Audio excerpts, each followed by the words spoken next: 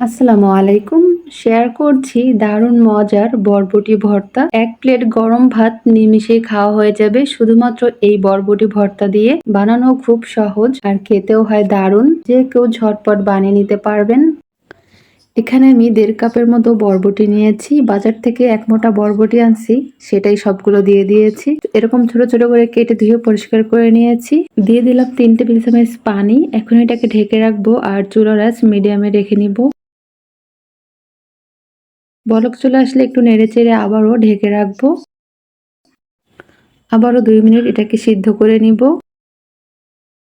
এটাকে ৩-৪ মিনিট সিদ্ধ করে নিয়েছি। অনেক সময় সিদ্ধ করা যাবে না। বরবটি খুব তাড়াতাড়ি সিদ্ধ হয়ে যায়। এই তো পানিটা শুকিয়ে গিয়েছে আর এখন এটাকে নেড়েচেড়ে এখন চুলার উপর থেকে আমি নামিয়ে নিব।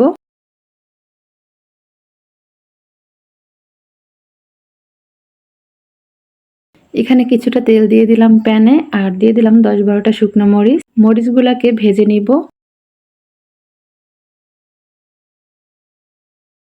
মরিচগুলোকে ভেজে নিয়েছি, এখন নামিয়ে নিব।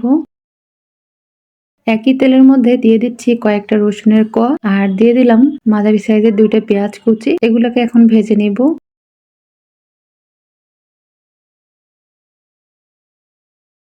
পেঁয়াজ আর রসুনটা ভেজে নেওয়া হয়ে গিয়েছে, এখন এটাকে আমি নামিয়ে নিব।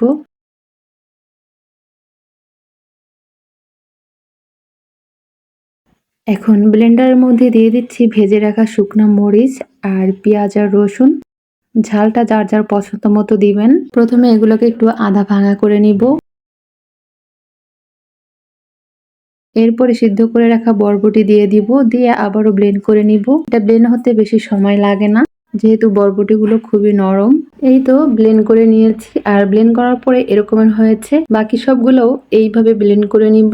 প্যানে দিয়েছি এখানে ৩ টেবিল চামচ তেল। এখন ব্লেন্ড করে রাখা বরবটিগুলো দিয়ে দিলাম। এখানে সাইডে দিয়ে দিচ্ছি কিছুটা কালো জিরে। কালো জিরে ফোড়নটা চাইলে আগে দিয়ে দিতে পারেন। এখন নেড়ে চেড়ে এটাকে কিছুক্ষণ ভেজে নিব।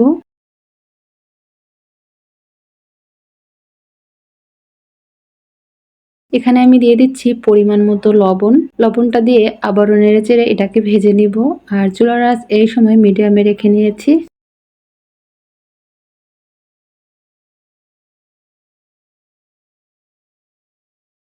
এই তো ৪-৫ মিনিট সময় নিয়ে এটাকে ভেজে নিয়েছি। বরবটি ভর্তা পুরোপুরি রেডি। এখন এটাকে আমি নামিয়ে নিব। এই বরবটি ভর্তাটা গরম ভাত, খিচুড়ি বা খুদের ভাতের সাথে খেতে দারুণ লাগে। আর এটা যখন বানাবেন একটু বেশি করেই বানাবেন, কারণ এটা খেতে অনেক বেশি মজার হয়। রেসিপিটি ভালো লাগলে অবশ্যই একবার তৈরি করবেন। আশা করি সবার কাছে খেতে ভালো লাগবে।